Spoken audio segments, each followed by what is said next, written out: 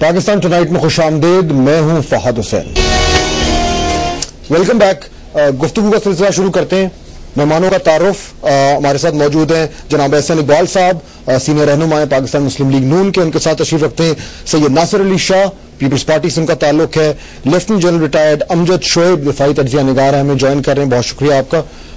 और हमें कुछ देर में ज्वाइन करेंगे director general ISPR major general Athar Abbas. Ahsan Iqbal साहब, बात आपसे शुरू करता हूं। ये इशू तो हमने देख लिया, पढ़ भी लिया और हेडलाइंस में भी चल रहा है। मैं ये कहता कि हमें हकीकत से आंखें नहीं चुरानी चाहिए।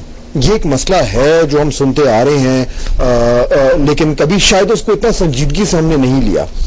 क्या ये वक्त आ गया एतराफ करने का कि दुश्मन हमारी सफों में घुस चुके हैं? देखें फहद, पहली बात तो मैं ये कहूंगा कि आपने जैसे शुरू में कहा कि ये तमाम जो बुनियाद है ये जाती है अफगानिस्तान की वॉर की। ऐसा एक से मैं आपको इंटरप्ट करूं, जनरल अतहर अब्बास से लाइन पर है, उनसे अगर मैं अपडेट ले लूं फिर हम गुफ्तगू का सिलसिला आगे बढ़ाते हैं। जनरल अतहर अब्बास, अस्सलाम वालेकुम जी। ये बताइएगा, ये जो दोपहर से ये जो केस चल रहा है इसमें कुछ फैक्ट्स मैं जानना चाह रहा था। ये फर्द जुर्म ब्रिगेडियर अली खान पे आयद हो चुका है अब तक? हेलो जी जनरल अतहर, आपको आवाज आ रही है मेरी? जी, मुझे आवाज आ रही है। मैं ये जानना चाह रहा था कि मैंने सुन लिया आपका सवाल जी।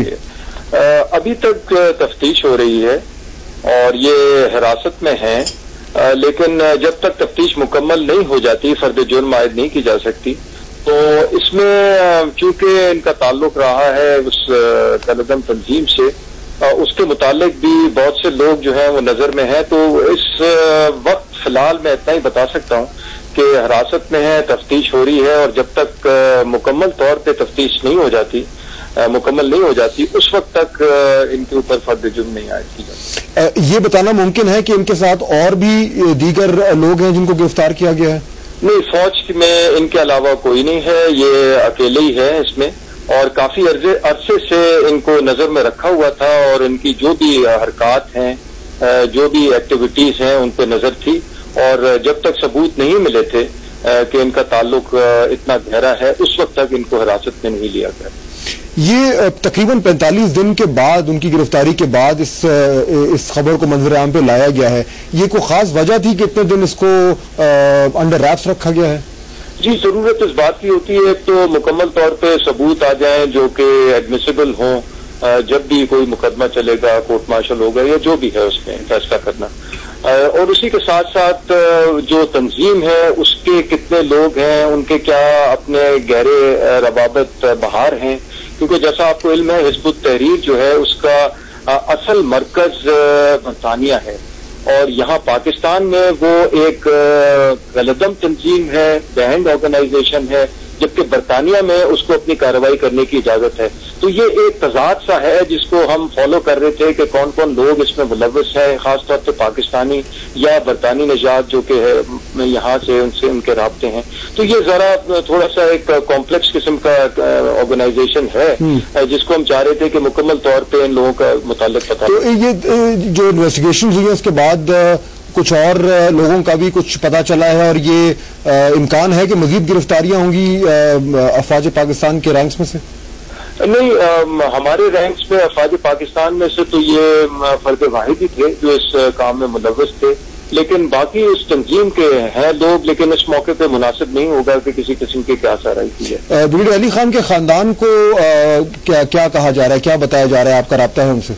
जी, उनसे राब्ता है, उनको आगाह किया गया है कि ये तफ्तीश के दायरे में हैं, उनको रखा हुआ है, और लेकिन परेशानी की कोई बात नहीं है क्योंकि जाहिर है ये एक बिल्कुल सिक्योर निज़ाम के अंदर मौजूद हैं और इसमें परेशानी नहीं है। और तफ्तीश के बाद जो है जो भी फैसला होगा उनको, उनके खानदान को उसके मुताल्लिक आगाह कर दिया जाए। General Athar Abbas, final question very quickly, ये जो मसला है अभी हम ये बात कर रहे थे कि ये नया नहीं है। पाकिस्तान आर्मी या आर्म्ड फोर्सेज जो हैं, ये जिस तरह की ये तर्ज सोच जो अब उसमें क्रीपन करना शुरू हो गई है, अमली इकदामात क्या लिए जा रहे हैं? चंद एक 1, 2, 3 अगर आप मेंशन कर सकें। देखिए, जो अगर आप बड़े प्रॉब्लम को की तरफ इशारा कर रहे हैं तो ہر معاشرے کا ایک حصہ ہوتی ہے، جو معاشرے پہ اثرات ہوتے ہیں فوج کے بھی اسی قسم کے اثرات ہوتے ہیں.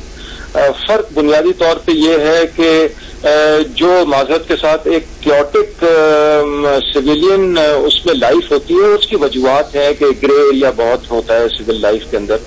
فوج کا نظام مختلف ہوتا ہے، ایک بالکل ٹائٹ آرگنائزیشن ہوتی ہے، گیریزن کلچر ہوتا ہے، اس میں جو تربیت اور جو بھی وہاں ماحول ہوتا ہے اس میں ایک خاص مقصد کے لیے لوگوں کو تیار کیا جاتا ہے جو کہ الٹیمیٹ سیکریفائس کی طرف لے جاتا ہے.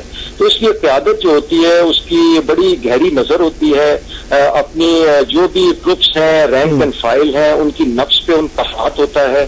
اور ہمارے جو ادارے ہیں جن کی ذمہ داری ہے، خفیہ ادارے ہیں، ملٹری انٹیلیجنس ہے، یہ سب بڑے کلوزلی واچ کرتے رہتے ہیں کہ اس قسم کی کوئی ایکٹیویٹی ہے تو وہ فوراً گرفت میں آ جائے. اور ایک بات ضروری ہے کہ ہم ملٹری میں اپنا ملٹری کلچر میں بہت پرائڈ لیتے ہیں اور کسی اور قسم کا کوئی کلٹ اس کی اجازت نہیں ہوتی. نہ ہم افورڈ کر سکتے ہیں کہ کوئی اور کلٹ باہر سے ملٹری کلچر کے اندر داخل ہو جائے کیونکہ وہ ملٹری کلچر کو تباہ کر سکتا ہے. تو اس وجہ سے ان چیزوں کی جو فوراً معلومات ہے وہ ہو جاتی ہے اور یہ چیزیں گرفت میں آ جاتی ہیں اس سے پہلے کہ یہ کسی بڑے نقصان کی طرف لے جائیں. چلیں سر، بہت شکریہ ہمیں جوائن کرنے کا. ایسا صاحب اب یہ آپ بات سن رہے تھے، یہ لیٹسٹ اپڈیٹ ہے، لیکن میں یہ جاننا چاہ رہا تھا کہ یہ سارا کچھ کی ان پر ہم نظر بھی رکھ رہے ہیں اور جو رینک اینڈ فائل ہے، لیکن اس کے باوجود یہ چل رہا ہے.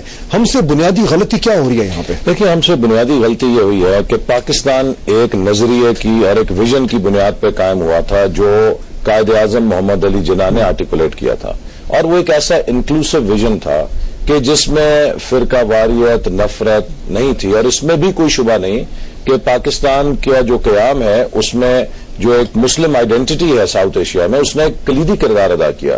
اس میں بھی شبہ نہیں ہے کہ علامہ اقبال کی اگر آپ تعلیمات دیکھیں اور قائد اعظم کی تعلیمات دیکھیں تو ان کے سامنے ایک اسلام کا سوشل جسٹس کا نظام موجود تھا. لیکن اس کے ساتھ ساتھ ان کا ایمفسس یہ تھا ایک ایسی سوسائٹی جس میں سب کی ایکول سٹیزن شپ ہوگی. جب ہمارے ملک کے اندر مارشل لاز آئے، ان مارشل لاز نے اپنی ضرورت کے مطابق ملک کے پورے نیریٹو کو اپنے مفاد کے مطابق ڈھالنے کی کوشش کی. کبھی ایک لبرلزم کا آ گیا، کبھی اسلامائزیشن کا آ گیا، کبھی کوئی اور آ گیا. اس نے ہمارا جو ایتھوس ہے اس کے اندر ایک کانفلکٹ لیکن اور کنفیوژن پکڑ نہیں پا رہے نا اس مسئلے. یہ جو پرابلم ہوا ہے اس کو ہم پکڑ نہیں پا رہے. اس کو ہم پکڑ تب سکتے ہیں. آپ کو ایک میں مثال دینا چاہتا ہوں. 1985 کا جو الیکشن ہوا اس میں تقریباً 50 سے زیادہ ممبر جو تھے اسمبلی میں ان کی ریلیجس پارٹی سے افیلیشن تھی.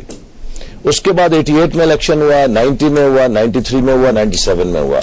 ان 4 الیکشنوں میں مذہبی جماعتوں کی اسمبلی میں جو ممبرشپ ہے تقریباً 5 تک محدود ہو گئی، اور ملک کی سیاست مین سٹریم کے اندر جو centre right centre left parties ہیں ان کے گرد گھومے. اس کا امپیکٹ فوج پہ آپ یہ کہہ رہے ہیں کہ یہ جو ویو چلی ہے، جب آپ اس عمل کو ڈسٹرب کر دیتے ہیں تو نتیجہ یہ ہے کہ وہ جو ایک پروگریشن سینٹر پر ہو رہی تھی ختم ہو گئی، اور آپ نے ایک ویکیوم کریٹ کیا، اور ڈکٹیٹرشپ کے اندر یہ ایکسٹریمسٹ گروپس کو ایک اسپیس مل جاتی ہے، یہ دوبارہ آتی ہیں. اور 2 باتیں، یہ ایک ان سے جواب لے لوں، میں اس سے واپس آتا ہوں. جنرل شعیب، یہ جو بات ہو رہی ہے کہ یہ اوور آل ایک سوسائٹی کا سم چینج ہوئی ہے، وہ تو ہوئی ہے، لیکن آرم فورسز میں جو یہ ہو رہا ہے، یہ 8 سے 20 سال پہلے یا 8 سے 10 سال پہلے یہ شروع ہو گیا تھا، لیکن اس کو ہم کنٹرول نہیں کر پائے تھے. شاید فوجی قیادت اس کو سیریسلی نہیں لے رہی تھی، میرا خیال ہے، جو ہمیں لگتا ہے.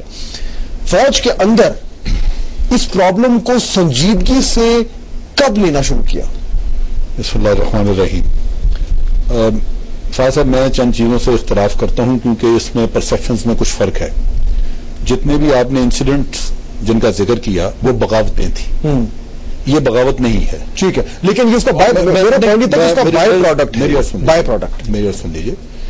بغاوتیں جو ہیں ان کی وجوہات مختلف رہی ہیں. ایک وقت پہ جو آپ نے 1973 کی بغاوت کی بات کی وہ ڈفرنٹ تھا، اس کی مختلف وجوہات.